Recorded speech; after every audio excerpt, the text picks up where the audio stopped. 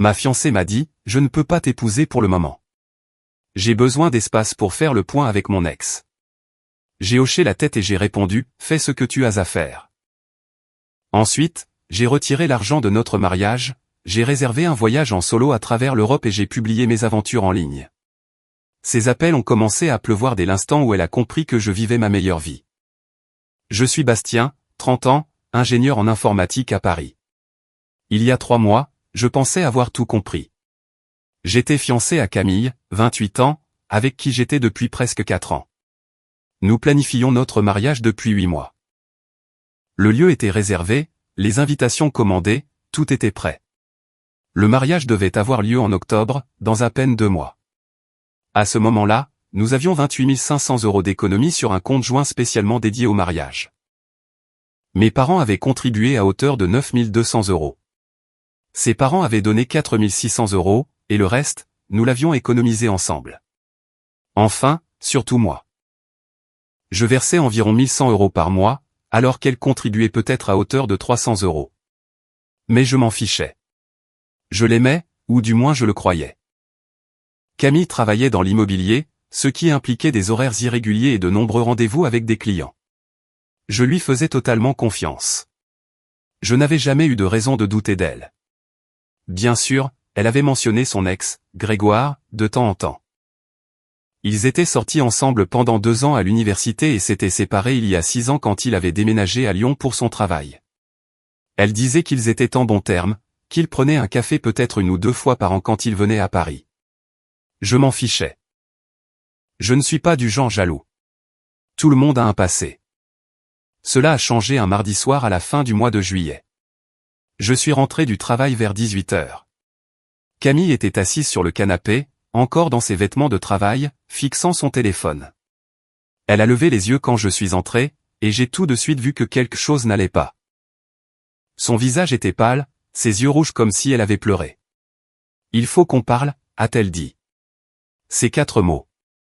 J'ai senti mon estomac se nouer. Je me suis assis en face d'elle dans le fauteuil, pas sur le canapé à côté d'elle. Quelque chose me disait de garder mes distances. Qu'est-ce qui se passe? Ai-je demandé, en gardant une voix posée. Elle a pris une grande inspiration. Je revois Grégoire. La pièce a vacillé. Tu le revois? Genre pour prendre un café? Non, je le revois depuis les 3 derniers mois. 3 mois. Un quart d'année. Pendant que nous planifions notre mariage, goûtions des gâteaux et nous disputions sur la playlist de la réception. Et tu? Je n'ai pas pu finir la phrase. Nous avons beaucoup parlé, a-t-elle dit, en fuyant mon regard. Il est revenu à Paris en avril et a trouvé un poste dans une grande entreprise de technologie. Nous avons repris contact. Et je ne sais pas, Bastien. Tous ces anciens sentiments sont revenus. D'anciens sentiments? Ai-je répété. Ma voix semblait lointaine, comme si elle appartenait à quelqu'un d'autre. Je n'avais pas prévu ça. C'est juste arrivé. Nous nous sommes vus pour des déjeuners, des promenades, et récemment, nous nous sommes rapprochés d'une manière qui m'a fait réaliser que j'avais toujours des sentiments pour lui. De vrais sentiments. Je suis resté assis là à assimiler. Mes mains tremblaient, alors je les ai croisées sur mes genoux. Alors, qu'est-ce que ça veut dire? Je ne peux pas t'épouser pour le moment, a-t-elle dit, en me regardant enfin. J'ai besoin d'espace pour faire le point avec Grégoire, pour voir si ce que nous avions est toujours là, si c'est réel ou si c'est juste de la nostalgie. Faire le point, ai-je dit lentement. Tu veux mettre en pause nos fiançailles 2 mois avant notre mariage pour explorer tes sentiments avec ton ex. Ce n'est pas comme ça. Alors c'est comment, Camille? Elle a commencé à pleurer. Je suis perdu. D'accord. Je t'aime, Bastien. Vraiment. Mais j'ai besoin de savoir si Grégoire est celui avec qui je suis censé être. J'ai besoin d'en être sûr avant de m'engager dans le mariage. Tu n'en étais pas sûr avant ça? Je croyais l'être, mais le revoir a tout rendu compliqué. Je me suis levé, j'ai marché jusqu'à la fenêtre, j'ai regardé la rue. Un enfant faisait du vélo en rond sur le trottoir. Tout avait l'air normal dehors. À l'intérieur de notre appartement dans le 11e arrondissement, ma vie implosait. Qu'est-ce que tu veux que je fasse? Ai-je demandé, toujours face à la fenêtre. Donne-moi juste du temps. Peut-être un mois pour faire le point sur mes sentiments. Un mois? Oui, nous pouvons repousser le mariage. Dire aux gens que nous le reportons à l'année prochaine. Comme ça, j'aurai de l'espace pour réfléchir clairement. Je me suis retourné. Elle s'essuyait les yeux avec un mouchoir. Son mascara avait coulé. Une partie de moi voulait crier. Une partie de moi voulait la supplier de rester. Mais une plus grande partie, la partie qui finirait par me sauver, s'est sentie soudainement, étrangement calme. D'accord, ai-je dit. Elle a levé les yeux, surprise. D'accord? Ouais, fais ce que tu as à faire. Fais le point. Vraiment? Tu es d'accord avec ça? Je n'ai pas dit que j'étais d'accord. J'ai dit, fais ce que tu as à faire. Elle s'est levée, s'est approchée de moi comme si elle allait me serrer dans ses bras. J'ai reculé. Je vais rester chez Sébastien. J'ai dit, Sébastien est mon meilleur ami. Il a une chambre d'amis. Prends tout le temps qu'il te faut. Bastien, j'ai besoin de faire quelques affaires. Je suis allé dans notre chambre, j'ai attrapé un sac de sport, j'y ai jeté des vêtements et des affaires de toilette. Elle m'a suivi, restant dans l'encadrement de la porte. Je t'aime vraiment, a-t-elle dit. J'ai fermé le sac. Si tu m'aimais, tu ne ferais pas ça. Ce n'est pas juste. Rien de tout ça n'est juste, Camille. Je suis passé devant elle, j'ai pris mon ordinateur portable et mon chargeur dans le salon, et je suis parti. Je n'ai pas regardé en arrière. Sébastien m'a ouvert une bière quand je suis arrivé à sa porte. Je lui ai tout raconté. Il a traité Camille de quelques mots bien choisis que je ne répéterai pas ici. Sa petite amie Julie, qui était là aussi, n'arrêtait pas de secouer la tête et de répéter « Je ne l'ai jamais aimé, encore et encore ». Cette nuit-là, je n'ai pas pu dormir. Allongé dans le lit d'amis de Sébastien, fixant le plafond, pensant à tout. 4 ans ensemble, tous les projets que nous avions faits, le bail de l'appartement que nous venions de renouveler, le mariage dans 2 mois qui, apparemment, n'allait pas avoir lieu. Ensuite, j'ai pensé à l'argent. C'est 28 500 € qui dormaient sur notre compte joint. À 3 heures du matin, j'ai sorti mon téléphone et j'ai vérifié le compte. Nos 2 noms y figuraient. Chacun de nous pouvait retirer des fonds. J'ai regardé les dépôts. J'avais contribué à hauteur de 16 500 € du total. Ses parents 4 600 €, mes parents 9 200 €. Ses contributions personnelles totalisaient peut-être 2 700 €. J'ai passé le reste de la nuit à réfléchir. Première mise à jour. Le lendemain matin, mercredi, je me suis mis en arrêt maladie au travail. Je suis allé à la banque à son ouverture à 9 heures. J'ai retiré 16 500 € en espèces, exactement ce que j'avais personnellement mis. J'ai laissé le reste. Le caissier n'a posé aucune question, il a juste compté les billets et me les a remis. J'ai tout déposé sur mon compte courant personnel dans une autre banque. Ensuite, je suis rentré chez nous, à notre appartement pendant la journée quand je savais que Camille serait au travail. J'ai emballé le reste de mes affaires importantes. Des documents, ma console de jeu, le maillot dédicacé du Paris Saint-Germain que mon père m'avait offert, des photos de ma famille. Ça a pris environ 3 heures. J'ai laissé un mot sur le comptoir de la cuisine. J'ai pris ma contribution au fonds pour le mariage. Tu peux garder le reste pour tout ce dont tu as besoin. Bonne chance pour faire le point. J'ai bloqué son numéro. Je l'ai bloqué sur Instagram, Facebook, partout. Prochain arrêt, l'agence de voyage. Ouais, je sais, un peu vieille école. Mais je voulais que quelqu'un d'autre s'occupe des détails. J'ai dit à l'agente que je voulais passer un mois en Europe, en partant le plus tôt possible. Elle m'a trouvé des vols et des trains, des hôtels, un itinéraire souple, Londres, Paris, Amsterdam, Barcelone, Rome. J'avais toujours voulu faire ce voyage, mais Camille détestait prendre l'avion ou le train pour de longs trajets. Elle trouvait toujours des excuses. Cela m'a coûté 7 800 € en tout. Les transports, des hôtels convenables et un peu d'argent de côté. Il me restait encore presque 9 000 €. Je me suis envolé ce dimanche-là, 4 jours après que Camille ait lâché sa bombe. Je ne lui ai rien dit. Je n'ai rien dit à personne, sauf à Sébastien et à mes parents. J'ai changé ma messagerie vocale pour dire « Je suis à l'étranger pour un moment. Si c'est urgent, envoyez-moi un courrier électronique. » Ensuite, j'ai débloqué le numéro de Camille juste pour que ses appels aillent sur la messagerie vocale, mais je ne les verrai pas. Premier arrêt, Londres. J'y suis arrivé lundi matin, heure locale. J'étais épuisé, décalé, le cœur brisé. Je me suis enregistré à mon hôtel à Shoreditch. J'ai dormi 12 heures d'affilée. Je me suis réveillé mardi en me sentant différent. Pas vraiment mieux, mais déterminé. Je suivais des photographes de voyage sur Instagram depuis des années. Je connaissais tout sur les photos à l'heure dorée, les règles de composition, les mots dièses. Je me suis dit, pourquoi ne pas documenter ça? J'ai pris mon téléphone, je suis allé au Tower Bridge au coucher du soleil et j'ai pris cette photo incroyable avec le ciel tout orange et violet. Je l'ai postée sur Instagram avec une légende simple. Un nouveau chapitre commence maintenant. En 1 heure, elle avait 200 j'aime. Bien plus que ce que j'avais d'habitude. Des amis qui commentaient, « Attends, quoi? Et tu es à Londres ?» Je n'ai pas répondu, j'ai juste continué à publier. Le British Museum le lendemain, Camden Market, un bar au hasard avec le meilleur poisson frites que j'ai jamais mangé. Je mettais mon téléphone en mode avion la plupart du temps, je ne l'allumais que pour poster des photos et vérifier mes messages 1 fois par jour. J'ai commencé à recevoir des messages privés de gens. Mon cousin me demandant ce qui s'était passé. Mon collègue me demandant si j'étais en vacances. Même l'ami de Camille, Elodie, m'a envoyé un message, « Est-ce que vous avez rompu ?» Je les ai tous ignorés. Vendredi, j'étais à Paris. J'ai posté une photo du haut de la tour Eiffel. Légende, il s'avère que je peux apprécier le romantisme seul. Qui l'aurait cru? C'est à ce moment-là que mon téléphone a commencé à s'affoler. J'ai désactivé le mode avion pour poster la photo et j'ai immédiatement été bombardé de notifications. Des appels en absence de Camille, des messages de son numéro.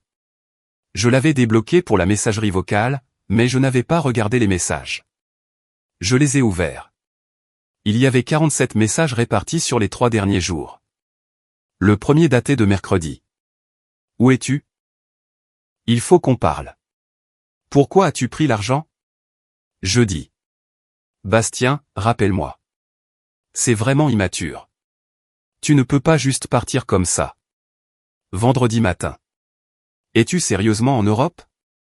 Les gens me disent que tu postes depuis Londres. Appelle-moi maintenant. Puis un message vocal. Je l'ai écouté. Elle pleurait. De colère. Bastien, c'est quoi cette histoire? Tu as juste disparu. Tu as pris l'argent de notre mariage et tu as fui en Europe. Nous étions censés surmonter ça. J'avais besoin de temps pour réfléchir et tu es juste. Tu es juste parti. Tout le monde me demande pourquoi tu voyages seul et je ne sais pas quoi leur dire. C'est tellement embarrassant. Rappelle-moi. Nous devons en parler comme des adultes. J'ai supprimé le message vocal, j'ai remis mon téléphone en mode avion, et je suis allé manger la meilleure crème brûlée de ma vie dans un café à Montmartre. Deuxième mise à jour. La 2e semaine, j'étais à Amsterdam. J'ai posté une photo sur un bateau dans les canaux. Légende, la liberté me va bien. Ce post a obtenu 500 j'aime. Des gens à qui je n'avais pas parlé depuis des années commentaient, « Tant mieux pour toi, mec. Vis ta meilleure vie. De toute façon, elle ne te méritait pas. » Ce dernier commentaire venait de mon ami Théo, qui avait apparemment entendu quelque chose par le bouche à oreille. J'ai enfin vérifié mes messages ce soir-là. Il y en avait plus de 80 de Camille maintenant. Le ton avait radicalement changé. La première semaine, elle était en colère. La 2e semaine, elle était désespérée. Bastien, s'il te plaît. J'ai fait une erreur. Je suis tellement désolé. Grégoire et moi, ça n'a pas marché. J'ai réalisé que c'est toi que je veux. Pouvons-nous parler, s'il te plaît? Il y avait aussi des messages de sa mère. Bastien, Camille est effondrée. Quoi qu'il se soit passé, je suis sûr que vous pouvez arranger les choses. Elle t'aime. Et des messages de son amie Laura. Bastien, je ne sais pas ce que Camille a fait, mais elle n'arrête pas de pleurer. Peux-tu au moins l'appeler?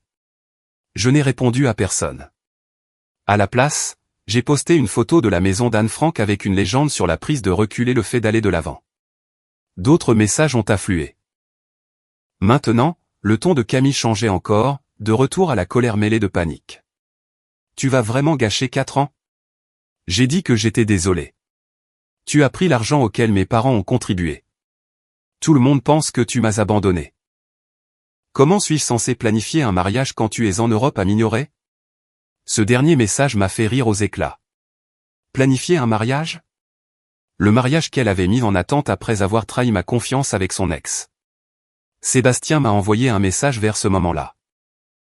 Mec, Camille a débarqué à mon appartement aujourd'hui. Elle demandait où tu étais et quand tu allais rentrer. Je lui ai dit que je ne savais pas. Elle a essayé de pousser Julie à te parler. Ça devient compliqué. Que ça devienne compliqué, ai-je répondu. Je mange des stroopwafels à Amsterdam et je vis ma meilleure vie. Tu es mon héros, a-t-il répondu.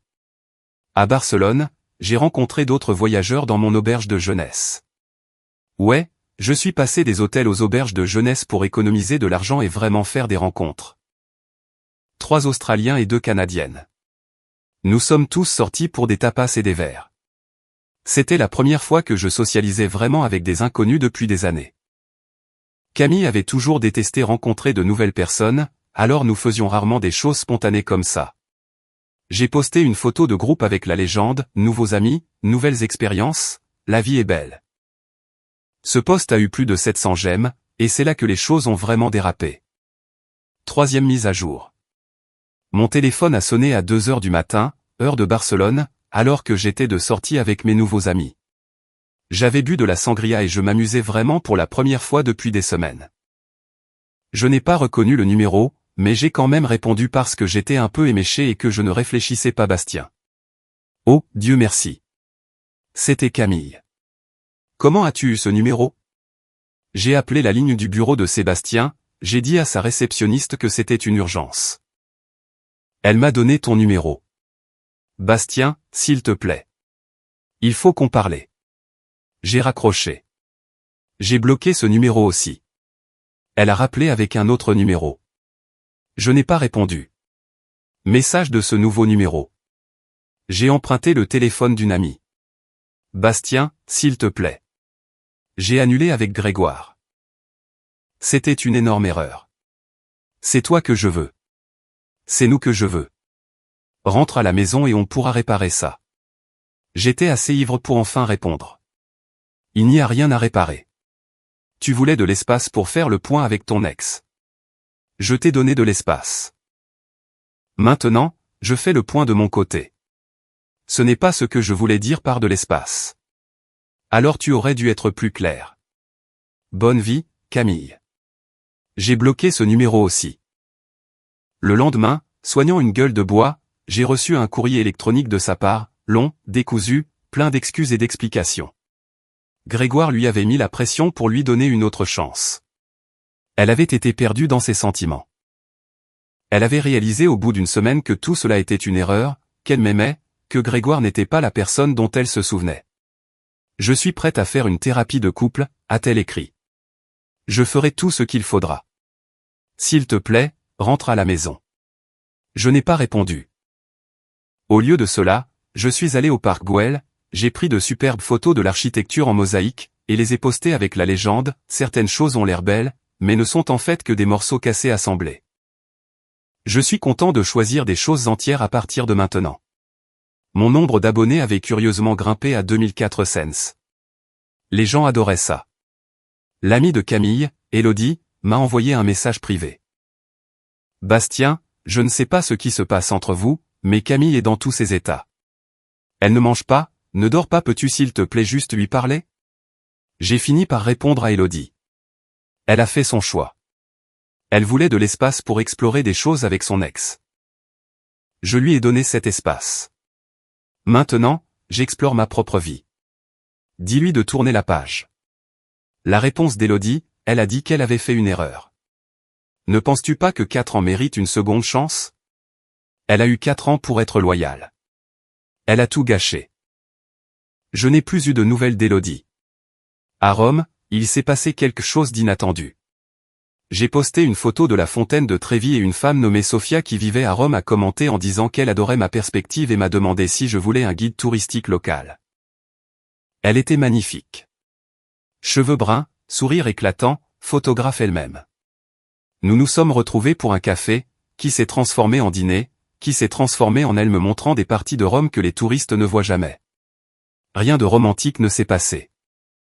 Je n'étais pas prêt pour ça, mais ça faisait du bien de se connecter avec quelqu'un qui ne savait rien de mon histoire, qui m'appréciait juste pour ma présence et ma curiosité. J'ai posté une photo de nous sur un marché de rue. Légende, la bonne compagnie rend tout meilleur. Cette photo a obtenu 1100 j'aime, et apparemment, ça a poussé Camille à bout. 4e mise à jour. Ma mère m'a appelé. Elle n'appelle jamais quand je voyage, donc je savais qu'il y avait quelque chose. Bastien, mon chéri, est-ce que ça va? Je vais super bien, maman. Pourquoi? Camille nous a appelés. Elle est très contrariée. Elle dit que tu l'as abandonné, que tu as pris tout l'argent du mariage et que tu te pavanes en Europe avec des inconnus.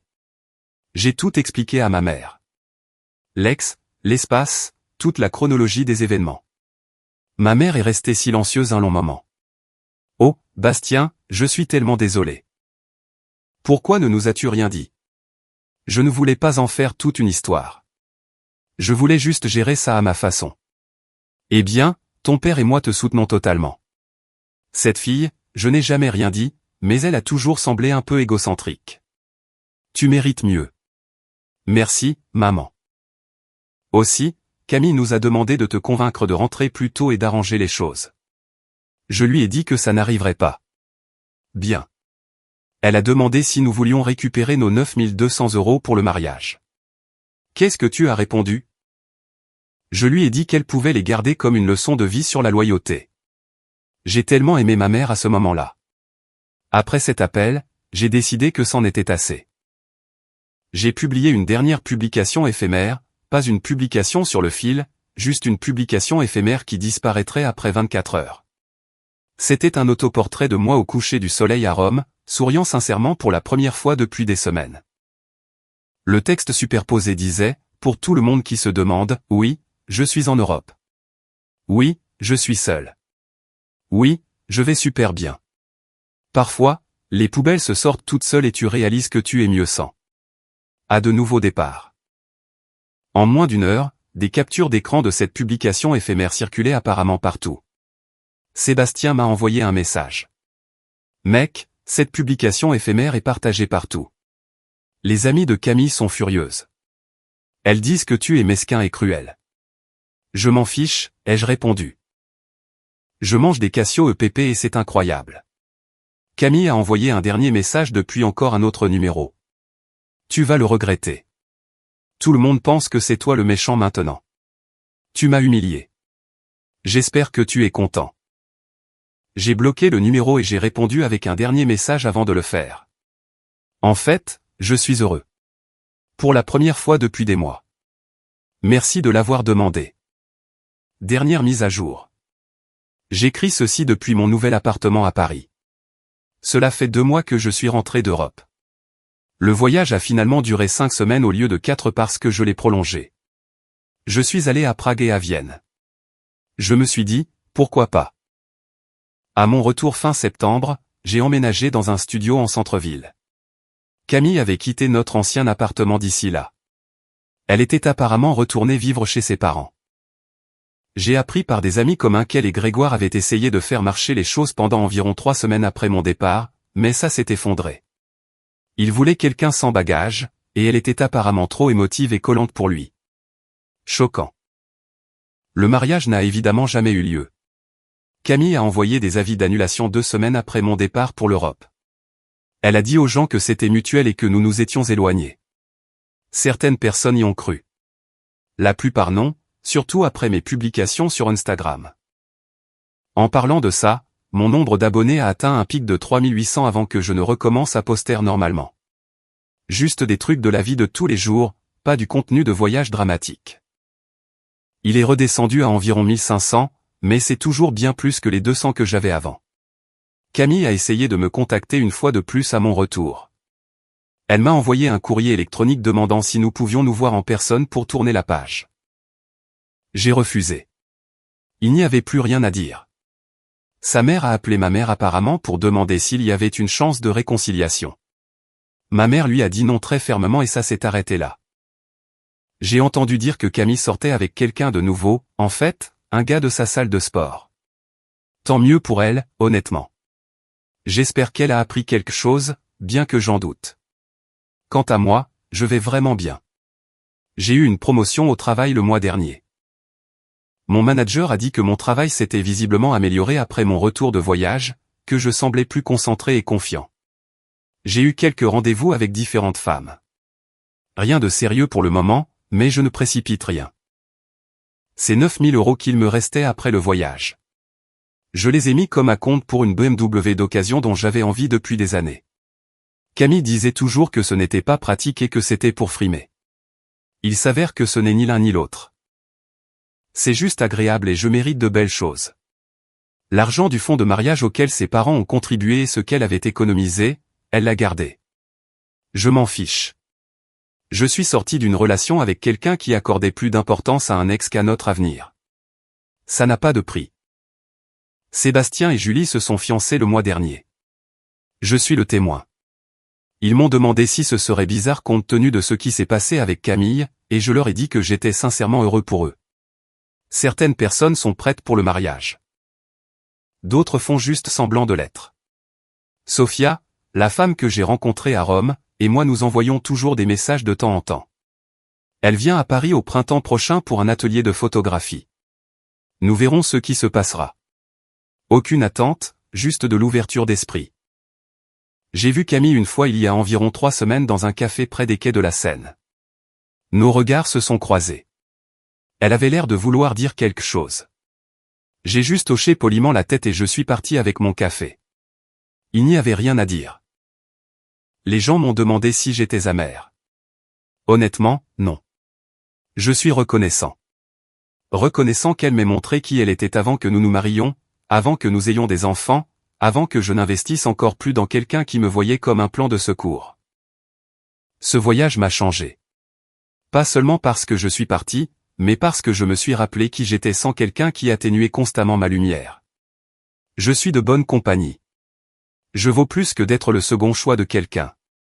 Et je suis tout à fait capable d'être heureux tout seul. Première édition. Quelqu'un a demandé ce qui est arrivé aux 12 000 € que j'ai laissés sur le compte. Camille les a gardés. Elle en a utilisé une partie pour les frais d'annulation. Les salles ne remboursent pas tout. Et je suppose qu'elle a gardé le reste. Je n'ai jamais demandé. Ce n'est pas mon problème. Deuxième édition. Oui, je sais que bloquer quelqu'un puis le débloquer pour la messagerie vocale semble compliqué. Je voulais qu'elle puisse me joindre techniquement sans que j'aie à voir ses messages en temps réel. Ça a marché à la perfection. Troisième édition. Non, Sophia et moi ne sommes pas sortis ensemble. Nous sommes sincèrement juste des amis qui pourraient devenir plus un jour, ou pas. Je ne planifie plus ma vie autour de possibilités. Commentaire, ce qui m'a vraiment marqué, c'est la manière dont il a su se respecter profondément. Poser des limites claires demande du courage, mais c'est souvent la meilleure façon de protéger notre paix intérieure. Vous méritez tous d'être choisis sans hésitation et sans condition. Prendre du temps pour soi permet véritablement de guérir et de retrouver sa propre lumière. Je trouve important de se rappeler que notre bonheur est d'abord notre responsabilité. Choisir la sérénité plutôt que de rester dans la confusion est un véritable acte d'amour envers soi. Soyez doux avec vous-même, prenez soin de votre cœur sans culpabilité. Il n'est jamais trop tard pour tourner la page et commencer quelque chose de plus sain. J'espère sincèrement que cette vidéo vous donnera envie de réfléchir à vos propres choix de vie. N'hésitez pas à me dire dans les commentaires ce que vous en pensez, vos retours me touchent beaucoup. Si vous avez aimé, n'oubliez pas de laisser un commentaire et de soutenir la chaîne en vous abonnant. À bientôt pour les prochaines stories.